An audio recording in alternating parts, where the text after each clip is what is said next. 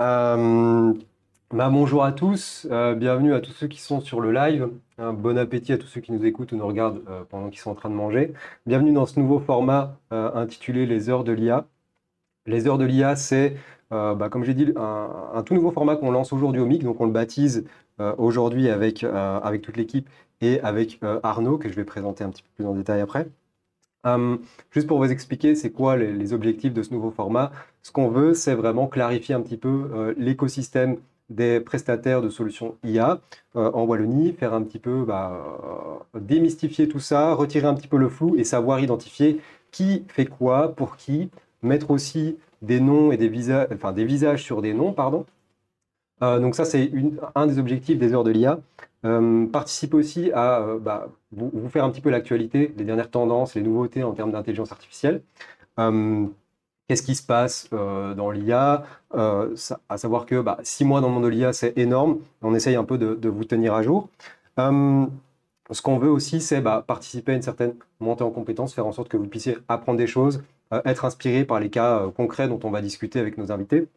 Voilà, ça c'est vraiment les grands objectifs des heures de l'IA. On va donner la parole à des experts bien intégrés dans le paysage de l'intelligence artificielle et on va échanger avec eux, discuter avec eux, parler de leur business, de ce qu'ils font, à quelles problématiques ils répondent. Voilà, ça c'est les objectifs des heures de l'IA. C'est un format mensuel, on fera ça une fois par mois avec un invité, un ou une invitée différente. Euh, pour ceux qui ne nous connaissent pas, moi, je m'appelle Guillaume Rigaud, je suis Technology Adoption Manager au MIC. Je suis aujourd'hui avec Antoine, qui est technologie évangéliste, et Lloyd, derrière la caméra, qui est technologie évangéliste au MIC. Et ceux qui ne connaissent pas le MIC, en quelques mots, on est les accompagnateurs des PME en Wallonie dans la montée en compétences et l'adoption des technologies émergentes. Donc ça, c'est notre mission qui est la même depuis maintenant 15 ans. On fait en sorte d'accompagner les entreprises dans l'adoption, l'appropriation des nouvelles technologies, particulièrement l'intelligence artificielle depuis cette dernière année. Euh, voilà, on est là pour vous accompagner, répondre à vos questions. On peut remplir cette mission grâce à nos partenaires qui sont les mêmes depuis le début de l'aventure MIC, à savoir la région Wallonne, Digital Wallonia et Microsoft. C'est grâce à eux aussi qu'on peut remplir notre mission et proposer ce genre de format. Euh, voilà. Sans plus tarder, oui, une petite précision, vous êtes sur le live, donc n'hésitez pas à poser plein de questions. On va interagir avec notre invité. N'hésitez pas à rebondir sur les discussions. Si vous avez des choses qui ne sont pas claires, voilà, on dédiera un moment à la fin pour vraiment répondre à toutes ces questions. Il y aura vraiment du temps pour ça, donc allez-y, lâchez-vous.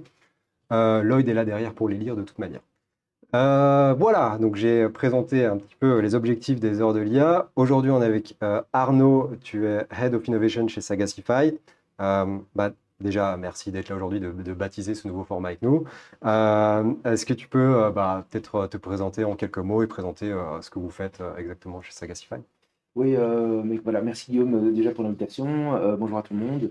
Donc effectivement, moi chez Sagistify, mon rôle c'est vraiment de faire le pont entre les besoins métiers qu'on a chez nos clients et en fait ce que la technologie peut accomplir.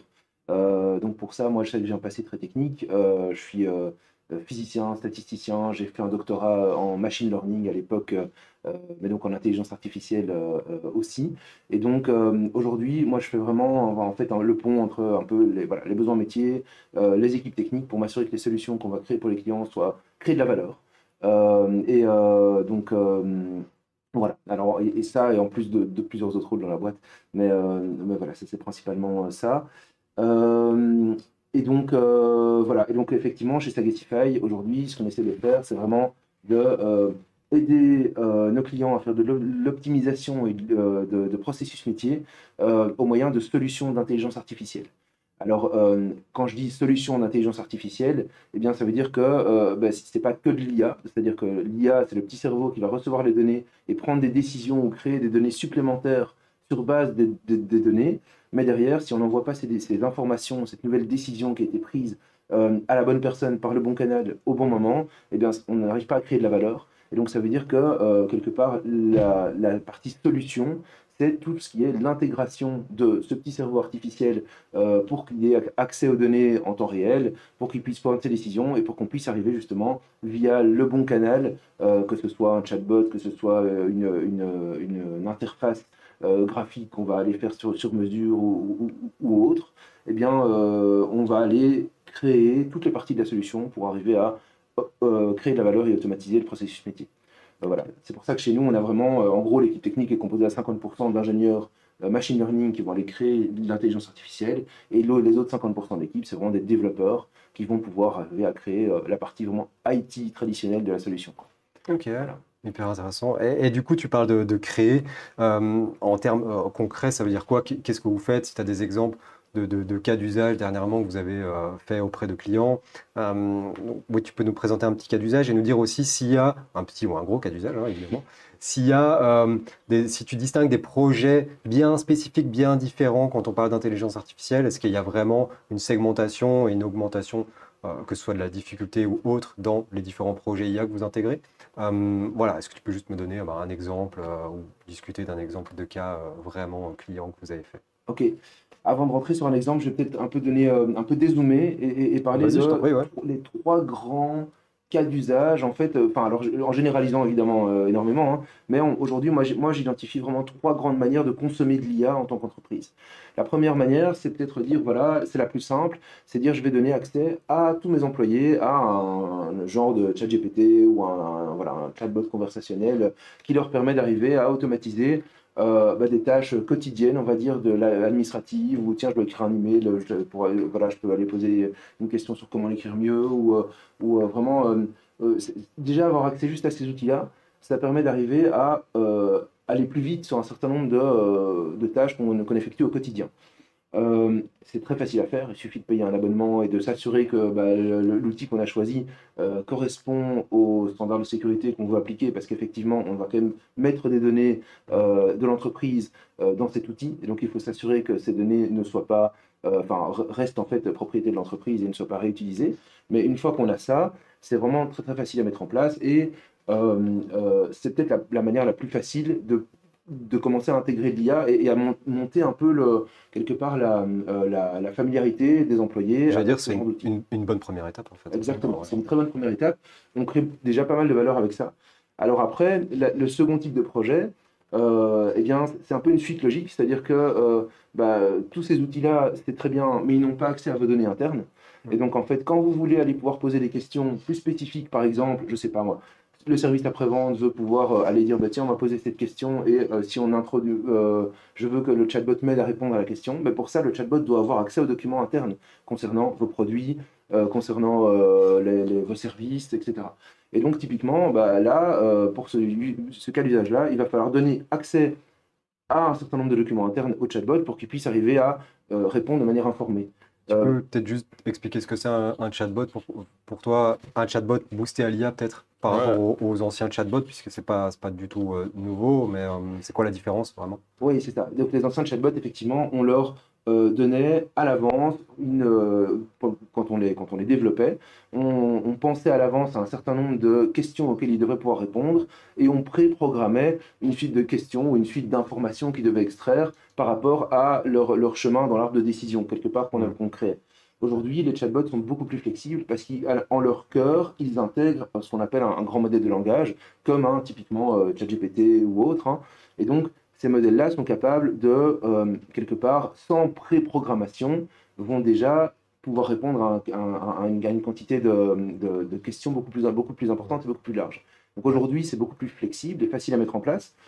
Mais si on veut pouvoir répondre à des questions spécifiques internes, donc que ce soit, comme j'ai dit, Customer Support, on veut pouvoir répondre à des questions sur les produits, on peut vouloir proposer des réponses automatiques à des emails, on peut vouloir utiliser ça en marketing, sales et marketing pour pouvoir générer des posts, etc.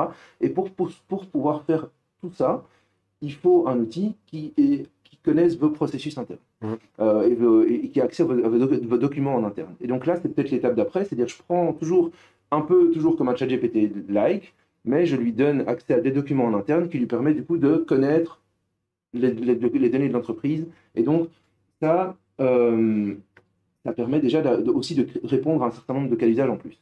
Alors, ça, on va dire, la deuxième manière de consommer l'IA, c'est déjà un projet en soi. Parce que la Ouais. manière dans laquelle on va donner accès aux informations internes de l'entreprise au modèle va déterminer si on a un chatbot qui fonctionne bien ou pas vraiment. Ouais, Voilà, donc ça, c'est très important. Et alors, peut-être le troisième type de projet qu'on va avoir, c'est plutôt un projet où on va aller s'intéresser à un processus métier en spécifique.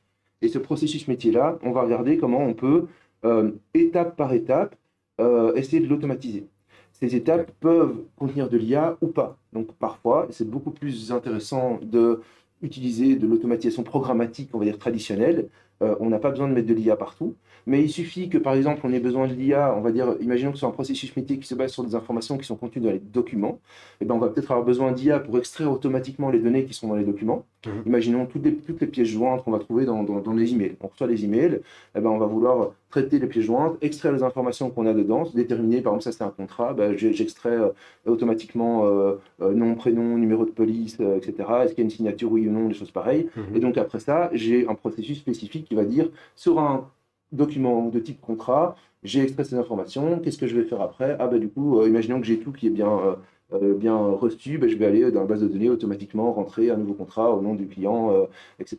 Et du coup, ça arrive que parfois on vienne avec une demande, on veut intégrer de l'IA, et au final, dans la solution qui est proposée, bah, ou du moins dans le design qui est fait, il n'y a pas besoin d'intelligence artificielle, et les solutions qui fonctionnaient très bien avant, programmatiques, sont tout à fait adaptées. Est-ce qu'il y a parfois besoin de freiner, enfin pas freiner, mais de revenir à une solution plus classique plutôt qu'intégrer l'IA, pour à tout prix intégrer l'IA Ah, dans ce qu'on proposait? complètement. Ça arrive tout à fait qu'il y ait des gens qui viennent nous voir. En fait, parce qu'on automatise et qu'on touche à de la donnée, il y a des gens Ouais, qui croient qu'on fait de l'IA, mais en fait, clairement. parfois, on peut avoir une solution beaucoup plus simple. Euh, et dans ces cas-là, c'est effectivement beaucoup mieux de ne pas mettre d'IA parfois Ouais. pour avoir quelque chose qui est en fait un processus qui est beaucoup plus sous contrôle. Parce que l'IA reste fondamentalement un processus statistique et donc on va parfois, on n'est pas toujours autant en contrôle de ce qu'on va produire comme réponse. C'est beaucoup plus flexible que le programmatique traditionnel, mais de l'autre côté, on perd un peu en prédictibilité de ce qu'on va Mhm. aller mettre en place.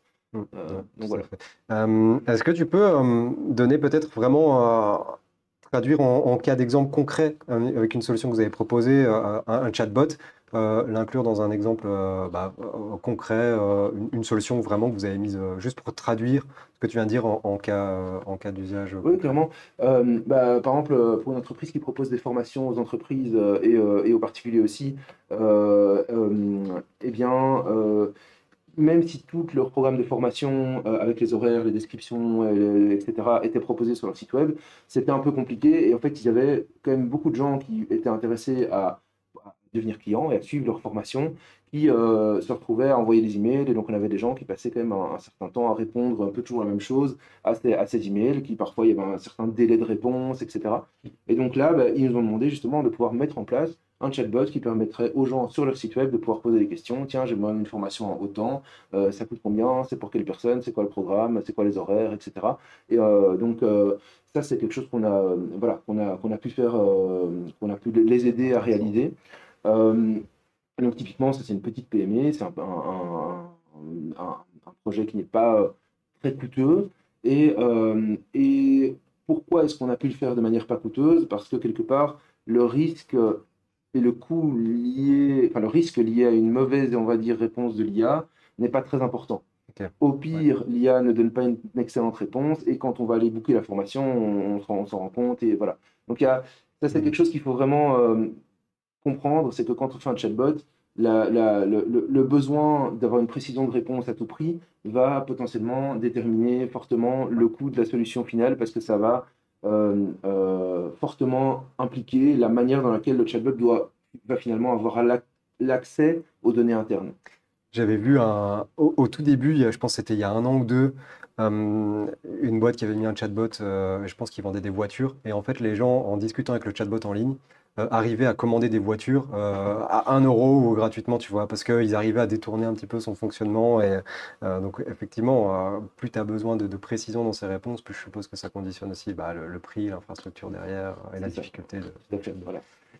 Et même le type de données. Donc, c'est-à-dire que typiquement, si jamais on a des données, on veut donner accès à un chatbot à des données qui contiennent par exemple des grandes tables sur plusieurs pages, on va dire, eh bien, c'est pas évident qu'un chatbot où on va juste pousser les documents sans s'occuper spécifiquement de ce type de ces tables, c'est pas évident que le chatbot va continuer à savoir à la deuxième page quels sont les noms des colonnes.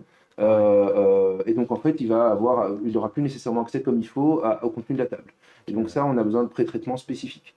On a d'autres cas où le chatbot a besoin de contexte, et donc, au lieu d'utiliser, entre guillemets, bêtement des documents qu'on va aller lui donner, parfois, on doit aller utiliser un knowledge graph, comme on appelle. Donc, c'est aussi un petit peu comme on peut imaginer ça comme une base de données. On connaît les relations entre les différentes colonnes, ce qui permet, du coup, de donner plus de contexte au modèle. Okay. Ou on peut utiliser d'autres méthodes, on va essayer de garder en fait un certain nombre de métadonnées qu'on va créer artificiellement, comme par exemple le titre ou le sous-titre. Pourquoi? Parce que un modèle, quand on lui donne un document, ce qu'il va faire, c'est qu'il va découper le document en petits morceaux de phrases, que ce soit un paragraphe par exemple, ou enfin, il y a plein de stratégies. Mais imaginons qu'on parle d'une machine ou d'un produit ou d'un service, et que dans le paragraphe que le modèle va considérer comme contenant une information utile pour répondre à la question, on ne donne plus le nom du produit ou du service. Eh bien, en fait, le modèle peut tout à fait ne pas comprendre, ne plus savoir de quel produit ou service il parle. Et donc, ça peut mener à des erreurs. Comme s'il perdait un peu la mémoire, quoi. Alors, il n'est plus contextualisé, il est en dehors du contexte, en fait. C'est ça. Okay. Et donc, les stratégies avec lesquelles on va présenter et découper ces données pour les présenter au modèle ensuite vont vraiment déterminer la qualité de la réponse. Et parfois, il faut faire des stratégies qui sont très complexes. C'est encore des sujets de recherche complètement actifs aujourd'hui, pour pouvoir arriver à déterminer quelle est la meilleure manière de présenter le contexte de mon entreprise au modèle pour qu'il produise des réponses de qualité. Et ça, c'est encore des choses qu'il faut considérer au cas par cas en fonction vraiment des besoins en termes de qualité, des risques du fait que le modèle présente des mauvaises réponses, etc. etc. Peut-être, j'avais une question, est-ce que parfois vos clients arrivent directement avec des stratégies ou peut-être des envies de modèles? Par exemple, ils viennent vers vous, j'ai absolument envie d'intégrer du Mistral parce que c'est européen, je préfère certains types de modèles. Est-ce que vos clients peuvent arriver avec des envies particulières et est-ce que c'est mis dans l'approche ou pas par la suite? Peut-être, avant de répondre, juste tu peux expliquer en quelques mots c'est quoi un modèle, parce qu'on en parle depuis tout à l'heure, mais peut-être qu'il y a des gens qui ne savent pas du tout ce que c'est un modèle. On connaît ChatGPT, mais c'est quoi au final un modèle, que ce soit dans ChatGPT ou autre? De manière très très simple. Alors là, effectivement, alors ici on parle d'un modèle de langage, enfin d'un grand modèle de langage, ou LLM pour Large Language Model. Et donc ici, c'est vraiment un algorithme qui va, sur base de ce qu'on appelle un prompt, c'est-à-dire un petit texte qu'on va lui donner, il va automatiquement générer une réponse. Et effectivement, ces algorithmes, ils ont été entraînés sur base une quantité énorme de données, plus ou moins en gros toutes les données qu'on peut trouver sur Internet aujourd'hui. Et donc, ces algorithmes ont pour tâche je simplifie grossièrement, mais de prédire le mot suivant. Un petit peu comme sur votre téléphone, comme quand vous commencez à écrire un SMS et vous avez des propositions d'autocomplétion qui généralement sont très très mauvaises. Mais on peut imaginer que leur tâche c'est la même chose, sauf qu'ils sont vraiment bons.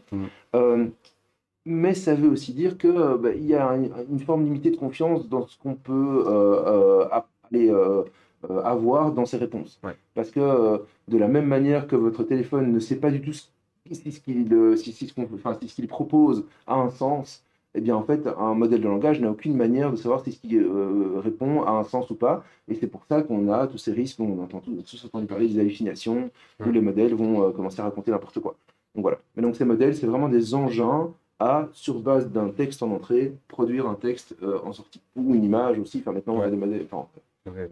Ok. Du coup, on peut rebondir là-dessus. Du coup, maintenant qu'on sait c'est quoi des modèles, il y a différents types de modèles, enfin, différents modèles de plusieurs entreprises, que ce soit Google, Mistral, Microsoft, OpenAI. Est-ce que certains viennent vers toi avec directement une envie d'utiliser un de leurs modèles, enfin, pas forcément des grandes entreprises, parfois leur propre modèle ou parfois des modèles de grandes entreprises? Est-ce qu'ils viennent vers toi avec cette envie d'intégrer ça?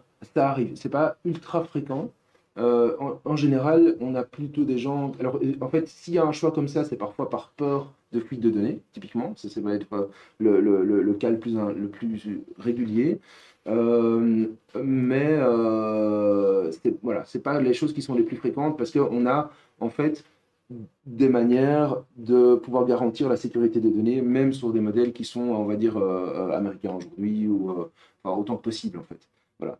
Donc voilà, c'est des demandes qu'on rencontre, mais c'est pas nécessairement. Souvent, les gens sont plus intéressés par avoir des résultats qui vont bien par rapport à leur application spécifique que de dire tiens, je veux tel type de modèle.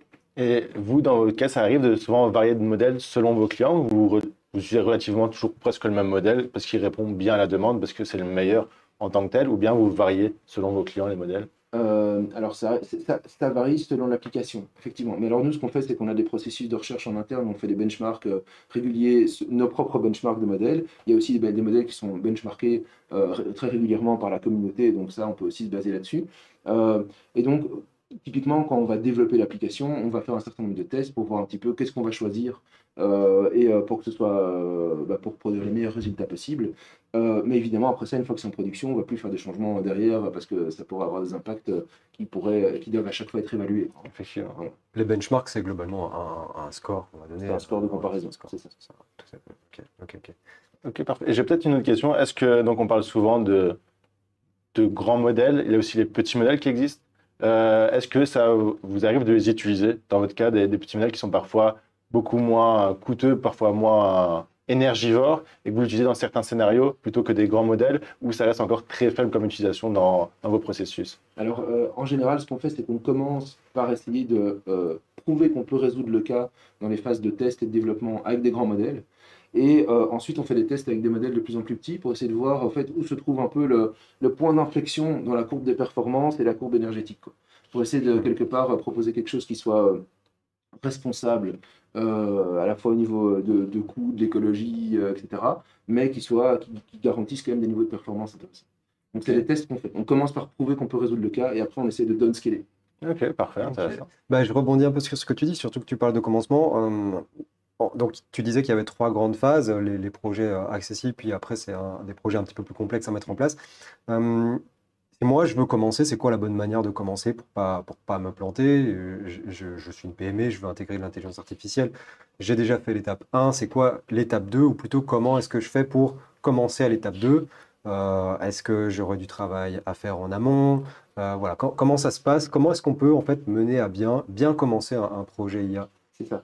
Alors, effectivement, pour moi, le plus important dans l'étape, enfin, quand on veut aller plus loin que juste donner un accès à un ChatGPT ou autre à ses employés, c'est d'abord d'identifier un bon projet qui va générer de la valeur. Typiquement, on sait qu'aujourd'hui, les gens, souvent, ils ont des a priori. Et donc, il y a une étude du MIT qui a été publiée récemment qui montre que, par exemple, plus de 50% des gens pensent qu'il faut d'office faire des projets en sales et marketing. Or, ce n'est pas nécessairement là qu'est la plus grande valeur. La plus grande valeur aujourd'hui se trouve plutôt dans les processus administratifs de back-office, où on peut aller vraiment aller intervenir de manière extrêmement efficace sur un certain nombre de process. C'est les quick wins, en fait, c'est typiquement ça. C'est ça. Mais en fait, il y a vraiment. Voilà. Donc, l'idée, c'est d'avoir un peu un scan avec un peu le management qui va peut-être être là en tant que support du projet, mais aussi avec des équipes un peu opérationnelles sur le terrain pour pouvoir arriver à déterminer finalement où se trouvent les opportunités les plus intéressantes d'automatisation. Et ça, en collaboration avec des experts. Alors, heureusement, il y a des outils qui permettent de faire ça. Typiquement, Digital Wallonia propose un outil qui s'appelle le Startia, qui permet d'arriver à subsidier cette phase d'identification d'opportunités à hauteur de 75%. Et donc, on peut les contacter. On est mis en contact avec des experts comme nous ou comme vous, hein, je pense. Derrière, on a toute une phase où on va suivre une méthodologie avec des experts qui va permettre d'arriver à identifier les projets IA potentiels qui pourraient faire gagner de l'argent. Il y a ça aussi à Bruxelles, s'il y a des Bruxellois qui nous écoutent, donc il y a aussi les Startia bruxellois qui existent. Voilà. Et donc, ça, pour moi, c'est la première phase la plus importante. C'est qu'est-ce que je vais faire? Parce que parfois, on a des idées préconçues en disant, bah tiens, finalement, je vais utiliser l'IA pour faire ceci ou ça. C'est pas nécessairement là que le meilleur ROI. Donc, je pense que voilà, l'idée, c'est de créer de la valeur et ensuite vraiment travailler avec un expert parce que eux vont pouvoir arriver à dire, pour des raisons qui sont techniques, qu'est-ce qui est faisable, qu'est-ce qui n'est pas faisable. Ils vont poser des questions auxquelles les gens ne vont peut-être pas nécessairement penser. Pour arriver à déterminer si le projet est viable ou pas. Et on essaye souvent, on arrive à faire des espèces d'estimations des ROI. Voilà. Et ça, je pense, c'est la première chose à faire. Ok, Vraiment. ok, ok. Je reprends juste sur les trois grandes phases, enfin les trois types de projets que tu avais énoncés. Le premier, c'est donner un accès à une solution d'IA générative comme un ChatGPT ou un Copilot, par exemple. Ça fait partie du processus d'adoption de l'IA sans, du moins pour une première étape. C'est une bonne porte d'entrée qu'il faut suivre. Enfin, c'est une question que je te pose. C'est une porte d'entrée qu'il faut suivre pour se familiariser avec la techno avant d'aller plus loin dans des technologies ou des outils qui sont beaucoup plus complexes à mettre en place, hein. On peut suivre. C'est-à-dire que c'est utilisé par certains de nos clients aussi comme une manière organique de faire cette identification d'opportunité dont je viens de parler. Ouais. Parce que imaginons qu'on ait un certain nombre d'employés qui Ok. sont motivés à utiliser ça, on leur donne un accès. Si on revient chez eux 1 mois, 6 mois plus tard en disant tiens, bah, en fait, est-ce que tu l'utilises? Pourquoi? Ah ouais, c'est super utile pour ça et pour ça et pour ça. Ok, peut-être que du coup, ça veut dire que cet employé-là qui est un peu text-heavy et qui a envie d'aller un peu voir comment il peut améliorer son travail au quotidien, bah, peut-être qu'il a identifié quelque chose qu'on peut généraliser à tout son département, à d'autres départements. Et en fait, derrière, il est possible, parfois, imaginons qu'on ce processus-là, bah, la personne, à chaque fois, elle va aller taper ça à la main, rentrer ses données à la main dans une interface. Ben, on peut imaginer par avoir un déclencheur automatique qui fait que dès qu'on a un email qui arrive, Ouais. par exemple, on va aller extraire l'attachement, on va aller dire, bah, tiens, voilà, c'est quoi classifier les documents, soit les documents de tel type, etc. Et donc, on peut finalement faire parfois des processus qui tournent euh, euh, derrière le dos des gens, automatiquement, Ouais. et qui vont permettre d'automatiser complètement certains processus sans qu'on ait besoin d'aller faire cette démarche manuelle. Ok. Donc, et à ce moment-là, ben, c'est ce qu'on dit, là, ça se fait automatiquement et c'est plus nécessaire d'avoir ça. Si on identifie certains projets, on peut parfois faire de l'automatisation complète ou alors toujours répondre à des demandes. Mais quelque part, le point de lancement d'un processus d'automatisation peut être manuel ou automatique, quoi. Ok. Tu parlais tout à l'heure du rapport du MIT. Il y a aussi d'autres chiffres, d'autres nombres. 95% et 5%, 95% de projets IA qui échouent, en tout cas d'intégration de projets IA qui échouent, 5% qui réussissent.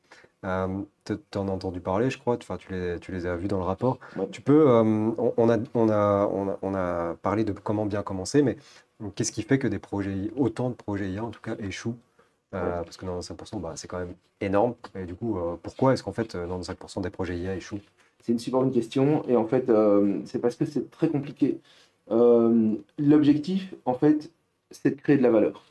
Pour créer cette valeur, on doit passer à travers un certain nombre de complexités et on peut faire des erreurs à plusieurs étapes. On a besoin d'à la fois être accompagné par un expert qui est capable de réaliser la solution technique, mais il faut aussi que la solution technique crée vraiment de la valeur déjà. Donc il y a vraiment un problème au niveau métier où il faut s'assurer que ce qu'on va faire n'est pas là juste pour répondre à parce qu'on avait envie de faire un projet, donc voilà, on l'a fait. Ouais. Ensuite, il faut qu'on l'exécute de la bonne manière, et ça, c'est extrêmement complexe parce qu'un projet donné, en fait, on peut vraiment voir ça comme étant, comme je l'ai expliqué au début, il y a une couche d'informatique, et donc on rencontre tous les problèmes habituels liés à la mise en place d'une solution informatique, Ouais. qui sont liés à de la sécurité, à de l'intégration, à du UX UI, au change management, etc. etc. Et en plus, après ça, il y a une autre couche de complexité qui est liée à l'utilisation d'un modèle qui doit, sur base d'informations, produire quelque chose en plus. Il doit faire une prédiction, et cette prédiction, elle a des limites avec la technologie. On ne sait pas tout faire, aucun modèle ne va donner 100% de bonnes réponses, etc. Et donc, il y a plein de problématiques qui sont liées à ça. Quel est le risque d'une mauvaise décision du modèle? Alors, l'exemple classique, c'est de dire, ben voilà, est-ce que je vais faire un modèle pour arriver à déterminer si quelqu'un a un cancer ou pas sur base d'analyse d'image médicale? En fait, si je dis à quelqu'un tout va bien, rentre chez toi, alors qu'en fait c'est pas vrai, c'est un risque énorme. Voilà. Donc quel est le risque d'une mauvaise décision? Quel est le risque? Quel est le gain d'une bonne décision? Comment est-ce qu'on balance les deux? Est-ce qu'on peut arriver à mettre une solution technologique en place qui permet d'avoir une balance, qui nous permet de mettre le projet en production? Et alors ensuite, après ça, il y a encore un niveau de complexité qui sont les données. Parce qu'effectivement, tout le monde a engrangé plein de données et tout le monde sait qu'il faut avoir plein de données. Mais en fait, le problème, c'est qu'il y a parfois des gens qui viennent nous voir en disant voilà, j'ai plein de données, elles sont de bonne qualité. Super, et ça fait 10 ans qu'ils engrangent des données, mais comme ils ne savent pas à quelle question ils veulent répondre en engrangeant la donnée, en fait, quand on leur dit en fait, oui, mais pour répondre à cette question-là, on a besoin de ça, ça, ça, ça, peut-être qu'ils n'ont pas depuis leurs 10 ans, sans compter la qualité, quoi. Ouais. Et donc, en fait, on arrive vraiment à. Voilà, pour arriver quelque part à créer de la valeur à travers ces trois grandes couches de complexité, eh bien, c'est pas, voilà, il faut arriver à avoir une équipe qui est capable, qui a une méthodologie pour arriver à le faire, qui a de l'expérience et qui arrive vraiment à accompagner les gens dans la mise en place de ces projets sur lesquels on peut vraiment arriver à faire une erreur quelque part, va peut-être empêcher le fait que le projet soit exploitable, quoi. On a pris en fait les projets comme avant qu'on connaissait et on a rajouté une couche de complexité avec C'est l'intégration. ça. Et le problème, c'est un peu de traiter ça comme un projet IT. Ouais. Il y a plein de boîtes qui pensent que parce qu'elles ont de l'expérience dans la gestion de projet IT, vont arriver à faire ça, mais un projet de données, ça se gère d'une autre manière. Voilà. Et donc, il faut vraiment avoir des experts là-dedans. Il y a d'ailleurs une autre statistique intéressante de ce rapport du MIT dont on parle, qui dit que statistiquement, on a 2 fois plus de chances de rater son projet si on confie à une équipe interne plutôt qu'à une équipe spécialisée. À moins qu'on soit vraiment une toute grosse boîte qui a des équipes expérimentées, spécialisées dans l'IA. En fait, apparemment, on ne donne pas un projet donné ou IA à un informaticien, même très compétent, qui n'est pas spécialisé là-dedans, parce que, alors je ne dis pas que ça rate tout le temps, mais on a plus de chances de rater. Voilà. Okay. Et donc, c'est vraiment compliqué, et c'est pour ça que c'est 95% de projets. Je pense que c'est une combinaison de projet mal défini au niveau métier, au départ, on n'a pas identifié le bon projet. Il y a parfois des gens qui se disent, bah, tiens, voilà, je veux absolument faire ça, et on leur dit, mais ça ne va pas créer de valeur, mais ils veulent quand même partir là-dedans. Et nous, à ce moment-là, on préfère essayer de ne pas rentrer dedans, mais voilà. Deux problèmes techniques, et puis derrière, il y a toute l'adoption, évidemment. Ouais. Et donc, on a besoin aussi de compétences humaines, de formation, d'accompagnement, et de solutions qui, au cœur même de leur développement, apprennent des corrections que les utilisateurs vont faire. Voilà. Parce qu'un utilisateur, il n'y a rien qui l'énerve plus que de dire à chaque fois que je vais traiter, par exemple, ce cas-là, eh bien, je dois corriger l'IA de la même manière. S'il n'a pas l'impression que le système évolue. Ouais, qui doit s'adapter en fait à la vie. Exactement. Voilà. Et donc ça, c'est de nouveau des mises en place techniques spécifiques. Ça ne vient pas tout seul. On peut tout à fait avoir un système, si on a un système d'IA générative ou un chatbot ou autre chose en place, et en fait, on n'a pas mis en place un système qui va collecter le retour des utilisateurs quand ils disent ah ben maintenant alors soit ils disent je suis pas content de la réponse, soit comme ils itèrent, ils disent ben non c'était pas ça, est-ce que tu peux plutôt me présenter ça différemment. Eh bien si on n'arrive pas à capturer ça et à le garder en mémoire pour pouvoir dire au modèle la fois d'après, ah ben la première fois que tu as fait ça, c'était pas bon, regarde, il y avait une correction, et maintenant essaye plus de faire comme ça, et ben en fait, on va vers des solutions que les gens ne vont pas utiliser. Ouais, clairement. Ouais. Bah, c'est souvent sous-estimé en fait, tous ces paramètres-là. On n'a parfois pas aucune idée en fait avant de se lancer là-dedans. Voilà, sous-estimé, et parfois, c'est vrai que c'est un coût, c'est des coûts supplémentaires. Donc de nouveau, si aujourd'hui, c'est vraiment quelque chose qu'on voit pas mal. C'est des gens qui se disent, bah oui, finalement, c'est devenu une commodité, et pour quelques milliers d'euros, je peux mettre en place un chatbot. OK, mais c'est pas certain que le coût minimal va permettre de supporter cet apprentissage continu, la gestion, la bonne manière d'aller rechercher les informations de vos documents internes qui va faire qu'on va produire de la valeur, etc. etc.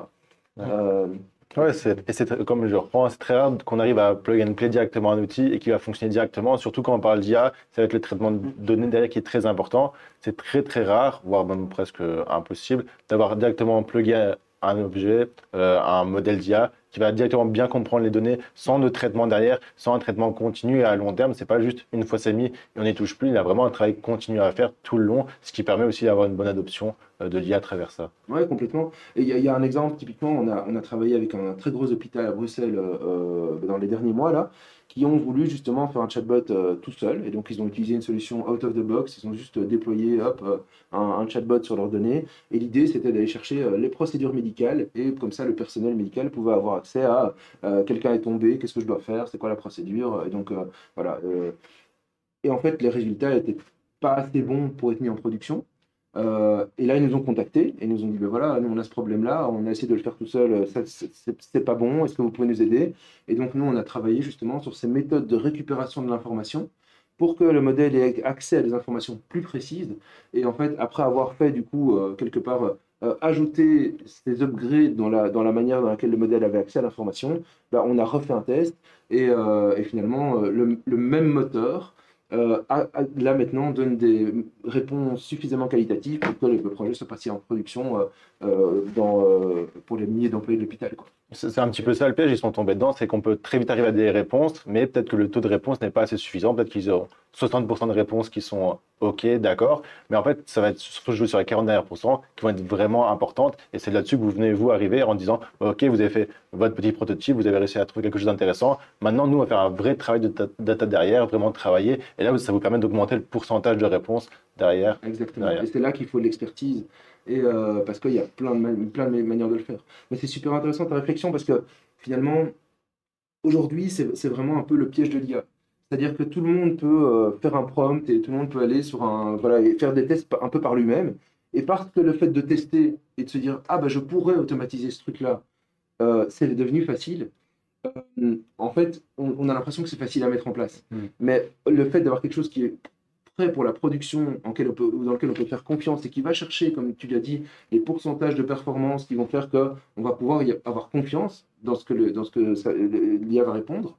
En fait, ça, c'est un problème qui est le trou entre la mise en production et le test, la validation de l'idée, on va dire, est devenu beaucoup plus large avec l'IA générative que ce qu'elle était avant.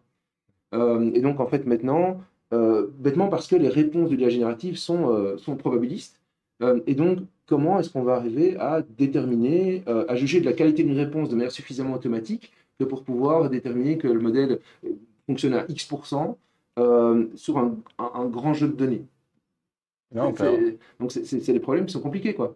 Comment est-ce qu'on va arriver à scorer la réponse du modèle de manière automatique pour pouvoir dire, bah voilà, sur 1000 réponses, je suis à 97% de bonnes réponses. Ou alors on va demander à quelqu'un d'aller tout lire, d'aller oui ou non, mais là, alors, il y a une variabilité entre les gens. Enfin, donc mais c'est vraiment, par le passé, avant l'IA générative, on avait ce genre de métriques. Maintenant, elles sont très difficiles à produire. Et donc, pour moi, effectivement, l'IA générative a apporté une facilité de test. Et tout le monde a envie de faire plein de choses, mais arriver à mettre des choses en production de manière robuste, c'est devenu encore beaucoup plus compliqué qu'avant. Ouais, le souci, c'est que les gens ne s'en rendent pas toujours compte qu'il y a vraiment ce principe de statistique derrière. Et je pense que l'Europe est arrivée justement avec l'AI Act pour mettre cette petite phrase en dessous, qui est en dessous de ChatGPT, tout plein de chatbots, justement pour dire que c'est des manières statistiques et ça reste une IA. Donc, même dans le meilleur des cas, il y aura toujours cette part d'erreur qu'on n'arrivera jamais à contrôler. Donc, c'est pour ça qu'ils mettent des phrases en dessous. Et je pense que c'est important que les gens savent ce genre de message. C'est ça.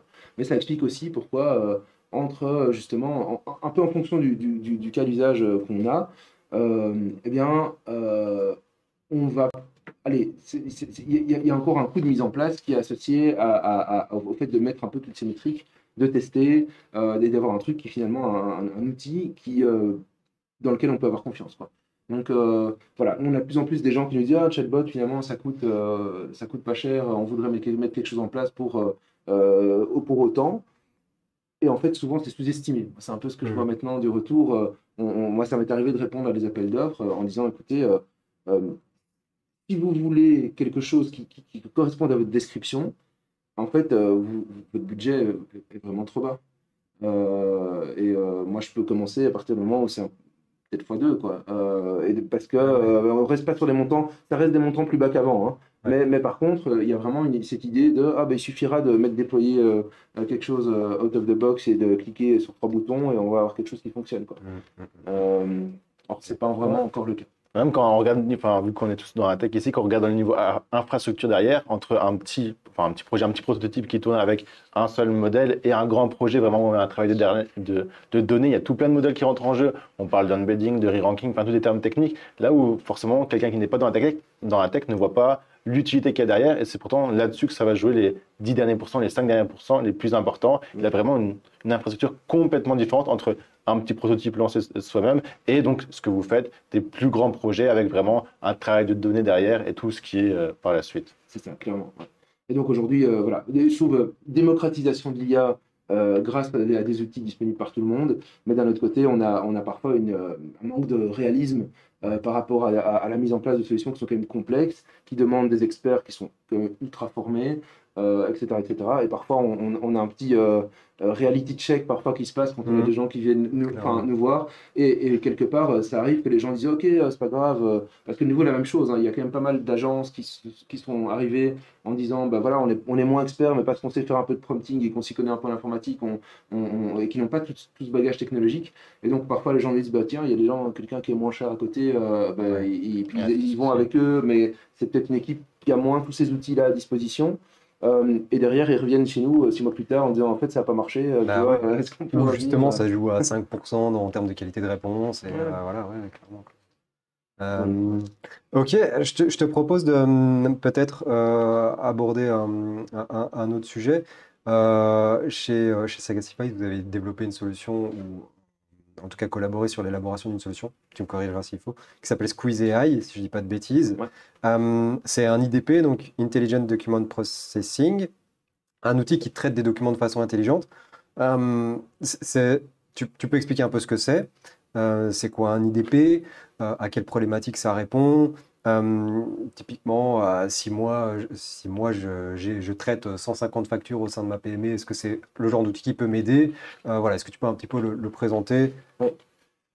Alors effectivement, donc Squeeze, c'est un outil qui permet de faire de l'IDP, donc Intelligent Document Processing. Qu'est-ce que ça va faire? Ça va prendre un document qu'on reçoit que sous forme d'image, PDF, fait plus ou moins ce qu'on veut, hein, et ça va aller premièrement extraire tout le texte. Ça, c'est ce qu'on appelle l'OCR. Hein, voilà, ça existe depuis très longtemps. OCR, c'est la reconnaissance des caractères, Optical Character Recognition, effectivement. Et donc ça, que ce soit pour le manuscrit ou pour le dactylographié, on arrive à reconnaître les lettres et les mots, les grouper. Mais derrière, après, la question, c'est quelles sont les informations intéressantes dans mon document et qu'est-ce que je dois extraire pour, en fait, automatiser l'encodage. Encodage du coup, document. Alors, je sais que tu parlais de facture, ça c'est quelque chose qui, tout le monde le fait depuis des années, et ça, il y a des solutions un peu partout qui le font automatiquement. Je pense que tout le monde, même sur son application bancaire ou quoi, on peut aujourd'hui faire ça.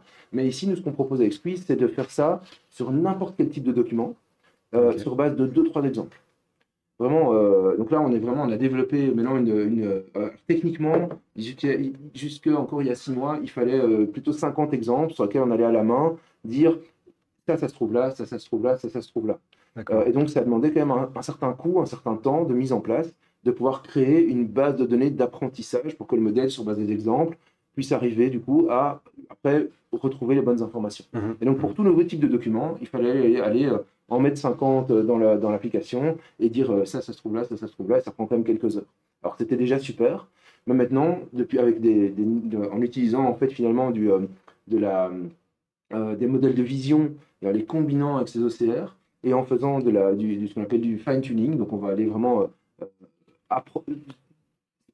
particulariser le modèle à tel type de document, eh bien on arrive aujourd'hui sur base de 1 ou 2 exemples à commencer déjà à avoir des résultats d'extraction qui sont avoisinent, on est entre 95 et 97% de performance, de précision sur ce qu'on extrait. Le fine-tuning, c'est spécialiser un modèle pour une tâche précise ou pour un type de document spécifique. Okay. Et donc aujourd'hui, on travaille par exemple sur des documents mutuels. On va aller prendre 27 types de documents différents pour pouvoir automatiser tout ce qui rentre dans l'entreprise au niveau typiquement du traitement des demandes clients. Et comme ça, on sait qu'on a enlevé toute la partie encodage.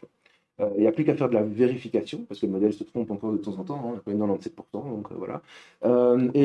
Mais donc, c'est des choses qui peuvent être utiles. Extraction d'informations dans les bons de commande, dans les contrats, dans différents types de, comme je dis, mutuelles, assurance, enfin toutes des entreprises comme ça, logistique, voilà. Et bien en fait, on peut enlever tout un certain nombre de tâches vraiment administratives qui prennent du temps et qui n'amusent personne et qui génèrent aussi des erreurs. Si un humain tape, on va aussi avoir peut-être 3% d'erreurs. Donc, voilà. Oui, tout à fait. Ouais. Donc voilà, donc ça c'est typiquement un truc qu'on a développé, c'est une boîte qu'on a spin-offé, donc maintenant c'est une boîte indépendante juridiquement, mais on continue d'être intégrateur, c'est-à-dire que parfois nous, en fait ça sert de point d'entrée. Ces informations qu'on va extraire grâce à cet outil servent de point d'entrée avec ces données pour pouvoir derrière automatiser des processus métiers qui arrivent par la suite. Quoi. Et donc nous, chez Sagacify, on se spécialise sur aller identifier un processus métier et mettre en place toute l'automatisation du début à la fin du processus. Et en fait, souvent, quand on a besoin de données d'entrée quelque part, on va aller les extraire de là. Donc on peut imaginer traitement des emails. Vous recevez les emails, on va aller, nous, Sagacify, utiliser, classifier les emails. C'est quel type de mail. En fonction de ça, on va avoir un agent IA spécifique qui va aller traiter, je sais pas moi, les plaintes, les réclamations, les demandes de traitement d'un dossier, etc., etc. Donc là, on va avoir des processus spécifiques pour chacun des types de mails.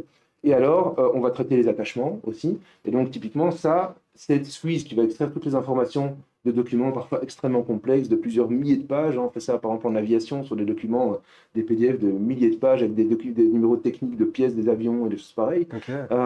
Et donc, tout ça, on traite ça, ces documents, automatiquement en quelques secondes. Et après ça, bah, comme on sait de quel document il s'agit, qu'on a extrait les informations et qu'on sait ce qu'on doit faire pour suivre le processus, eh bien en fait, on a ça déroule les différents processus métiers automatiquement, avec parfois de la validation humaine ou pas. Donc tous nos processus sont aussi faits pour que si jamais le résultat final ne va pas, les humains peuvent réintervenir à toutes les étapes du processus pour le corriger, quoi. Et donc garde la main vraiment dessus. Et donc en fait, Squeeze, ça sert juste d'alimentation pour les autres étapes du process ou les autres agents du process qui vont pouvoir se nourrir des informations qui ont été extraites C'est ça. pour optimiser après, ou faciliter, automatiser les flux. Voilà, il y a des fois où la tâche à faire, c'est juste extraire. Ouais, Alors là, bah, voilà, suffisant. il se suffit à lui-même. Mais il y a des fois où, effectivement, ça sert juste de point d'entrée pour arriver à faire vraiment une automatisation beaucoup plus large sur des processus métiers, quoi. Et ça, c'est vraiment notre spécialité chez Spotify. C'est vraiment ça qu'on fait. Ok. Peut-être, comme il y a un traitement de documents, on peut scanner tout type de documents. Est-ce qu'il y a parfois quand même une gestion de données qui sont sensibles sur ces documents? C'est la responsabilité de qui? C'est du travail en amont à faire?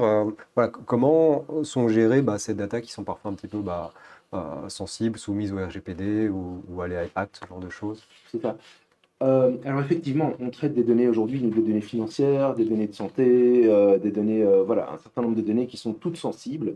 Et donc, alors on ne doit pas nécessairement les anonymiser, dans le sens où nous, au sens du RGPD, on est processeur de données. Ça veut dire qu'on a un certain nombre de responsabilités et de choses qu'on doit pouvoir montrer dans le traitement de données pour assurer que tout est fait pour protéger du coup ces données-là. Et donc voilà, donc ça on peut montrer patte blanche par rapport à ça. Et donc on a déjà, voilà, on est passé à travers des processus de sélection et de screening de plusieurs très grandes entreprises internationales. Donc on peut montrer patte blanche sur toute la sécurité et des solutions qu'on met en place, quoi. Et vous suivez de près ce qui se fait, je repense à l'AI Act, tu vois, enfin, tu en as certainement entendu parler en Europe, à quel point ça peut impacter des boîtes comme vous qui créent des solutions d'IA. Enfin, vraiment, c'est quoi le degré d'action de l'AI Act pour une boîte comme vous? Ça veut dire que nous, on doit évidemment être informés parce qu'il y a des projets qu'on ne peut pas faire. Donc, il y a parfois des gens qui arrivent en disant, ben voilà, je veux faire du screening de gens automatisé sur base de l'IA, par exemple. Eh ben, on ne peut pas. Donc, aujourd'hui, je ne peux pas arriver à, par exemple,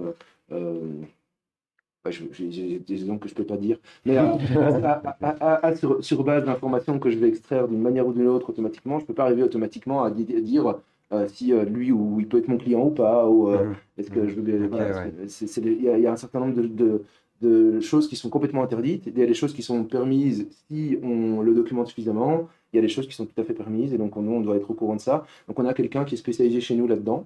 Ok. Chaque nouveau projet qu'on fait, en fait, va passer par l'approbation de la personne qui est spécialisée dans cette connaissance de l'AI Act. Et est-ce que tu trouves que toi, personnellement, c'est un frein ou c'est vraiment une bonne chose que l'Europe ait mis ça en place? Enfin, c'est peut-être un peu... C'est une très bonne question. Je pense que, en fait, je pense que c'est les deux, dans le sens où,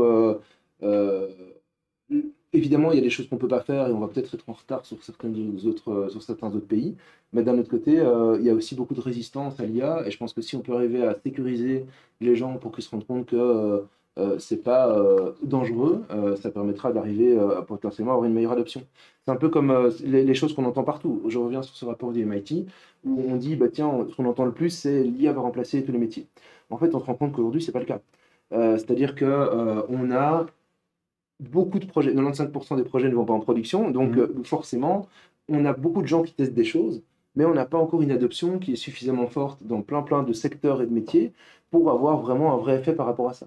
Et on se rend compte qu'aujourd'hui, les vrais projets qui fonctionnent, ce n'est pas les projets qui vont aller automatiser des métiers complets, mais plutôt des tâches dans un ensemble de tâches que font certains métiers qui vont permettre à ces gens-là d'être souvent plus efficaces. Et donc, moi, j'ai un peu des retours parfois de gens qui me disent, je sais pas, on parlait de l'IDP et de l'exemple des factures. Au tout début, quand on travaille sur les factures, parce qu'on a fait ça depuis depuis quelques années. Donc au tout début, c'était le premier use case. Et je sais qu'on a des gens chez des comptables, donc on a commencé par mettre ça comme un moteur de traitement dans les entreprises qui développent des logiciels comptables. Et les gens disaient, finalement, en fait, je suis content que ce truc soit là. Parce que moi, aller encoder des informations dans les factures quand je suis sorti du NIF, c'était pas mon rêve, quoi. Et donc, ça leur permet de faire des trucs qui sont Ouais, plus de faire autre intéressants. chose en fait. Voilà, Ouais, c'est ça. Voilà. Ok. Et est-ce que tu vois dans les entreprises des domaines qui sont plus attirés par l'IA et d'autres peut-être plus réfractaires? Ou est-ce que de manière générale, c'est toutes les entreprises qui ont plus ou moins le même niveau d'intérêt pour l'IA? Ou est-ce que toi, personnellement, tu as revu certains aspects d'entreprises qui sont plus intéressées, même par rapport à la taille aussi? Est-ce que c'est plus les grosses entreprises, plus les plus petites? À quelles ça bénéficie le plus? Alors, ça dépend des secteurs, je pense. Il y a des secteurs qui sont beaucoup plus digitalisés. Et donc, forcément, il faut déjà avoir un certain niveau de digitalisation pour que ça puisse être utile. Clairement, les banques, les assurances, les mutuelles, tout ça, en fait, tout est déjà très digitalisé à la base. Et donc, eux, ils en tirent déjà des bénéfices importants. Et voilà. Au niveau, par contre, il y a d'autres secteurs qui sont beaucoup moins digitalisés par nature et chez qui l'adoption se fait beaucoup plus lentement. Donc, ça, c'est vraiment ça. Et il y a aussi un effet de taille. C'est-à-dire que avant la GenAI, mettre en place un projet, ça avait quand même un certain coût incompressible de traitement des données, etc. etc. Alors aujourd'hui, le coût a diminué, mais reste présent. Et donc, en gros, pour rentabiliser ça, il y a une question de volume, quoi. Combien de fois je vais utiliser mon IA pour pouvoir, voilà, et de nouveau, j'ai parlé risque d'une prédiction et d'une erreur dans la prédiction et gain d'une automatisation. Et en fait, du coup, pour ça, il faut soit on a un gain très important sur pas beaucoup de volume, soit on a un petit gain sur beaucoup de volume. Mais donc souvent, par nature, les petites entreprises ont moins de volume et donc c'était plus difficile pour elles d'avoir accès à ça. Alors aujourd'hui, c'est plus vrai pour tout, parce qu'on peut avoir un accès avec des produits SaaS, on peut avoir accès à ChatGPT, ça coûte pas très cher, on peut avoir accès à un outil qui va automatiquement résumer les réunions, ça coûte pas très cher, etc. etc. Lexi, c'est un super réussite bruxelloise là-dedans, donc voilà.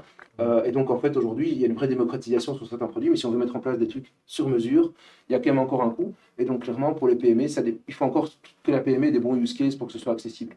Voilà. Ouais. On a parlé, on a rushé, on arrive à la fin ici. Je vais juste te poser une toute dernière question, vraiment en 2 mots. C'est quoi les outils d'IA que tu utilises toi au quotidien? C'est une bonne De question. manière très rapide, hein, vraiment. Alors nous, on a mis en place un certain nombre de choses chez nous et parfois des choses qui sont outsourcées. Donc on utilise Lexi pour les réunions, par exemple, typiquement. Ouais. Donc, dès qu'on rentre dans une réunion, on a Lexi qui vient pour résumer ça. Pourquoi? Parce qu'on pourrait l'avoir fait nous-mêmes, notre version, mais qu'en fait ça existe déjà, et on va pas Ça perdre fait de temps déjà à faire très ça. bien. Voilà. Ouais. Moi j'utilise clairement des modèles de type ChatGPT, mais j'ai plusieurs voilà, Ok. pour mes tâches qui demandent de la flexibilité au quotidien. Voilà. Et alors on a mis en place aussi un certain nombre de trucs pour nos processus métiers spécifiques D'accord. avec des développements internes. Beaucoup de Voilà. custom alors. C'est ça. Ok. Voilà. Mais ça, c'est vrai que parfois, on parle aussi parfois des cordonniers les plus mal chaussés, donc on est tout le temps en train de foncer pour faire notre boulot. Mais typiquement, voilà, pour des réponses à des appels d'offres, pour essayer d'arriver à, voilà, tout ça, on essaie de s'aider aussi. Oui, les outils sont là. Donc. Voilà. On va peut-être passer aux questions du chat. Il n'y a pas de questions du chat. N'hésitez pas à les envoyer même par après s'il faut. On pourra y répondre même en off. Arnaud, c'était super intéressant de discuter avec toi. Franchement, c'était super cool. Merci.